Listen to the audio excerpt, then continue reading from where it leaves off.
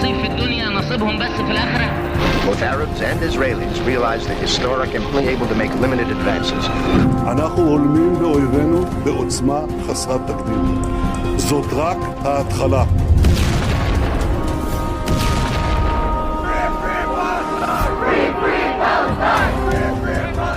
سجلنا انتصارات عودة فلسطين إلى الصادرة. يا عرب يا كل الدول النامي يا الخلايا النامي اصحوا حالكم. اسلامی تاریخ میں سرزمین فلسطین کو ایک خاص مقام حاصل ہے۔ یہ عقیدے، ثقافت اور تنازعات سے جڑی کہانی ہے جہاں بے شمار تاریخی واقعات اور شخصیات نے اپنا نشان چھوڑا ہے۔ یہ سفر 7ویں صدی میں شروع ہوتا ہے جب جزیرہ نما عرب نے پیغمبر اسلام کی رہنمائی میں ایک نئے عقیدے اسلام کا عروج دیکھا۔ یہ وہ وقت تھا جب اسلامی پھیلاؤ شروع ہوا اور عرب کی فوجیں جزیرہ سے آگے بڑھ کر ایک سلطنت قائم کرنے لگیں۔ 7ویں صدی کے شروع میں خلیفہ عمر بن خطاب کی قیادت میں مسلم افواج نے یروشلم کو فتح کیا۔ اسلام میں اس شہر کی اہمیت بہت زیادہ ہے کیونکہ یہ مکہ اور مدینہ کے بعد تیسرا مقدس ترین مقام ہے۔ چٹان کا گنبد اپنے سنہری گنبد کے ساتھ یروشلم میں کھڑا ہے۔ خیال کیا جاتا ہے کہ یہ وہ جگہ ہے جہاں سے رات کے سفر کے دوران حضرت محمد آسمان پر گئے تھے۔ صدیوں کے دوران یروشلم اسلامی ثقافت، سیکھنے اور روحانیت کا مرکز بن گیا۔ یہ عباسی خلفائے کے دور میں تھا جب اس شہر نے اسلامی فن، تعمیر اور علمی فن کی ترقی کا تجربہ کیا۔ تاہم فلسطین میں اسلامی حکومت کی تاریخ اس کے چیلنجوں سے خالی نہیں ہے۔ یہ خطہ صدیوں کے دوران مختلف فتوحات اور قبضوں کا شکار رہا۔ 12ویں صدی میں صلیبیوں کی آمد نے خاص طور پر ہنگامہ خیز دور کی نشاندہی کی جب یروشلم شہر نے متعدد بار ہاتھ بدلے۔ 16ویں صدی میں سلطنت عثمانیہ، ایک مسلم طاقت، نے فلسطین پر قبضہ کر لیا۔ پہلی جنگ عظیم کے بعد سلطنت کے تحلیل ہونے تک عثمانی حکومت کئی صدیوں تک جاری رہی۔ جنگ کے بعد لیگ آف نیشنز نے برطانیہ کو فلسطین پر مینڈیٹ دیا۔ اس دور میں یہودیوں کی امیگریشن میں اضافہ ہوا جو بالآخر 1948 میں اسرائیل کی ریاست کے قیام کا باعث بنا۔ اسرائیل کی تخلیق نے اسرائیلیوں اور فلسطینیوں کے درمیان تنازعات کا ایک سلسلہ شروع ہوا جو آج تک جاری ہے، جس کے نتیجے میں ایک پیچیدہ سیاسی اور انسانی صورتحال پیدا ہوئی۔ ان اختلافی دور میں اسلامی تشخص اور فلسطین سے گہرا تاریخی تعلق مضبوط رہا۔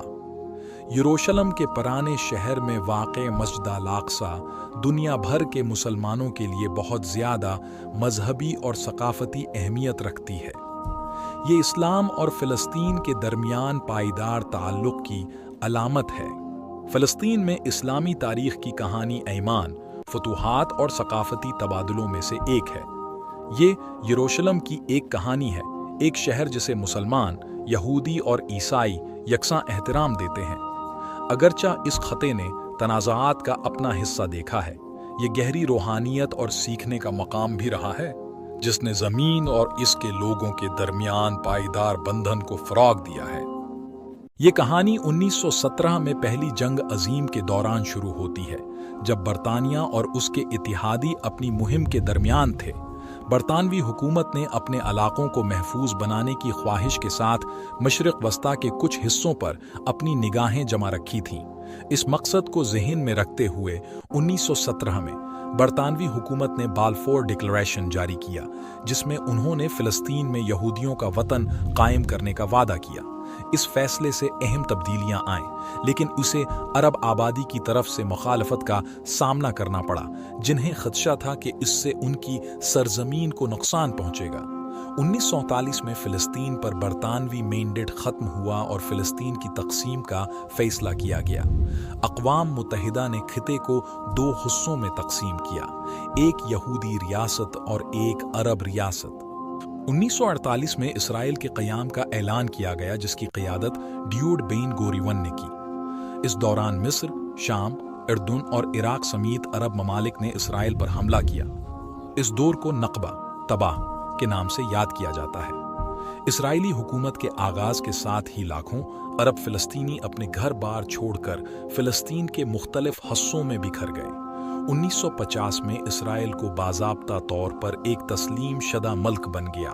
باقی فلسطینی باشندوں اور اسرائیلی حکومت کے ساتھ ساتھ پڑوسی عرب ممالک کے درمیان تناؤ بڑھتا ہی چلا گیا۔